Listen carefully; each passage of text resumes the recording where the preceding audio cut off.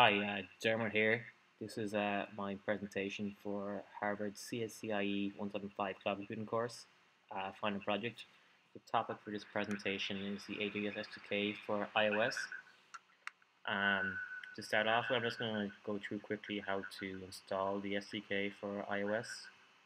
The assumptions are that you're familiar with Xcode, familiar with working with Macs, and familiar with Objective-C. So this is not a tutorial in Objective-C at all. So let's just switch over to the document that is accompanying the code in this.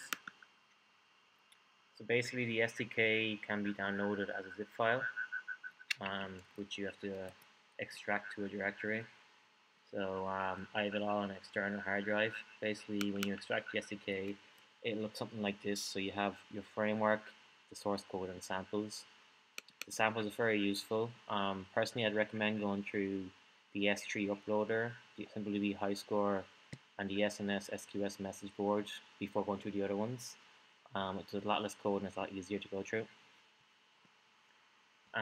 So once you do extract this code, you get this kind of directory here. One thing, for the purpose of this demo, I've embedded my credentials in the code. This is not recommended for public apps, so if you're releasing this on an app store, you should definitely not embed your credentials. I've attached a link in my write-up with an article on how to securely set up your credentials in mobile apps, which I definitely recommend reading if you are following this through from a business point of view. So first of all, you download the zip file, unzip it, and then again the directory contains all those files. In this sample, I have some screenshots of how to actually import the code. Anyone familiar with iPhone development, it's very easy. You just right-click on Framework and add the files to your project. In this app, I followed the samples from Amazon, so how they've coded their apps. So basically, I have two files, one called constants, which hold my credentials, and one called Amazon Client Manager, which initializes all my variables. So if we take a quick peek at the code, I'm not going to open up the constants file because I don't want to put my variables out there, but it pretty much just is my secret key and access key. And then the client manager is pretty much just an initializer method for the different things. So you have your S3, STB, SQS, and SNS initializers. And again, I just check against your keys. For the purposes of this demo, I created an app which is basically a pub crawl app. So you search for the app, or you search from an address. You can use the current location on your phone, or you can enter in an address, and it will use Google Play's API to retrieve all pubs within a 2-mile radius. These are populated into a table view. If you click on the table view, then you get all the details on the pubs. You get like the rating, the website, phone number, address.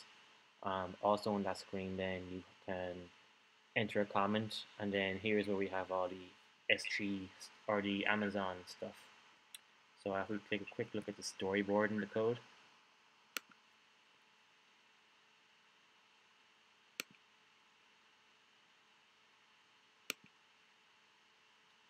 So just wait for that to load. So here we go on the initial screen. Again, you enter in your address. I'm not going to go through this code too quickly. Again, this isn't an iOS demo. This is mainly integrating AWS or iOS. So there is some assumption that you know a bit of Objective-C.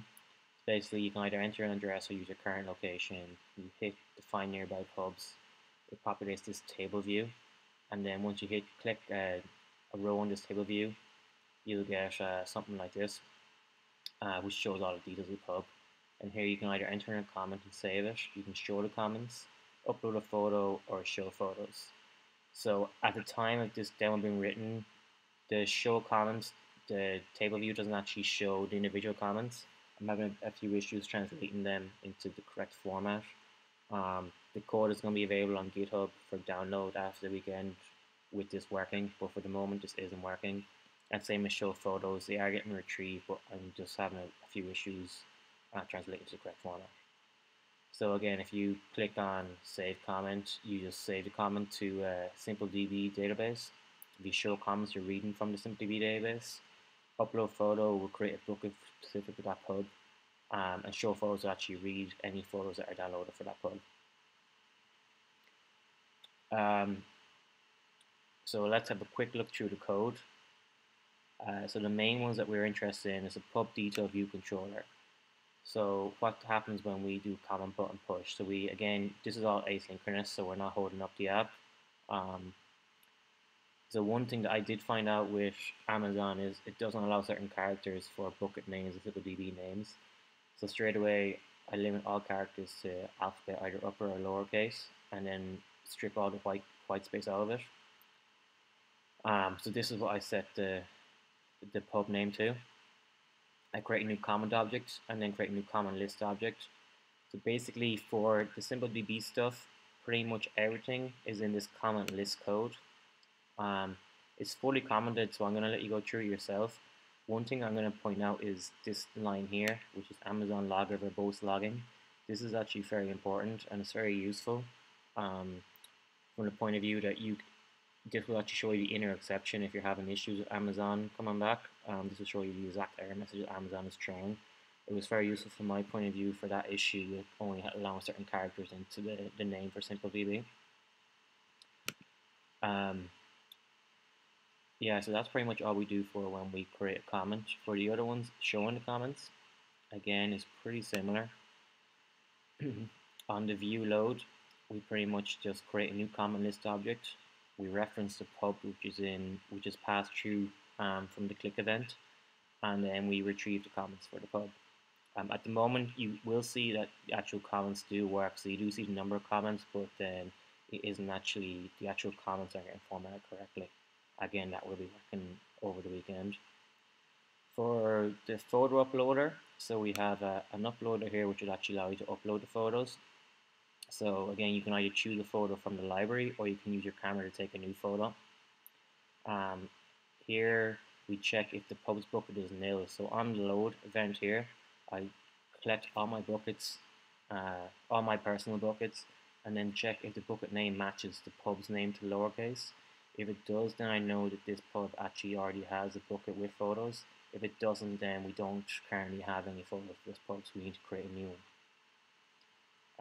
So again, here's the request to create a new bucket.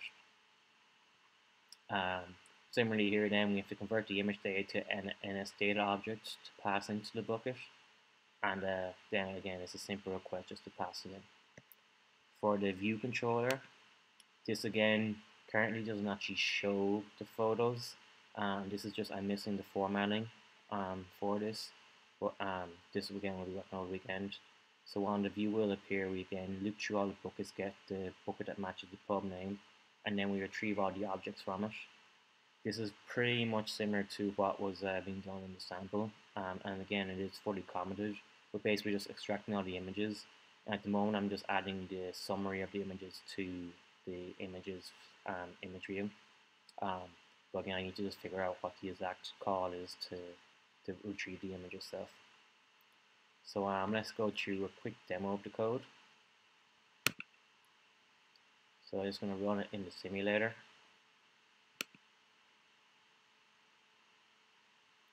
Just give that a minute to load up.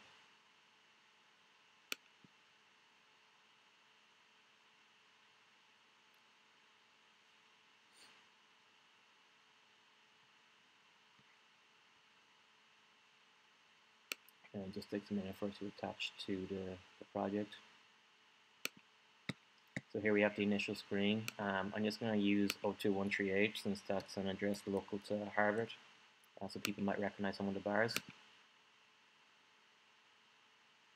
So one of the bars I have used a lot in my testing was Grendel's Den. So let's try Cambridge Common.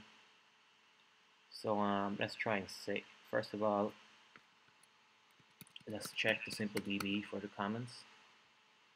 So this is a JavaScript page which is available to see what you have in your SimpleDB. So I'm just going to see what I have in my comments so far. So currently I have it for Grendel's Den and for Grendel's Den lowercase.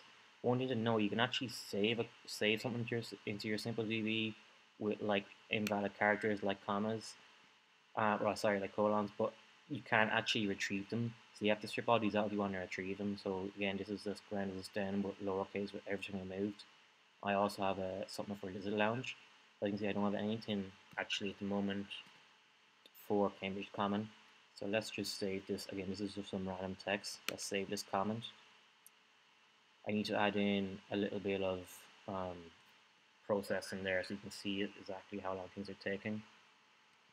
But if we go to the code, you can see that everything has kind of gone through here in the output screen. So if we go back and rerun our query here,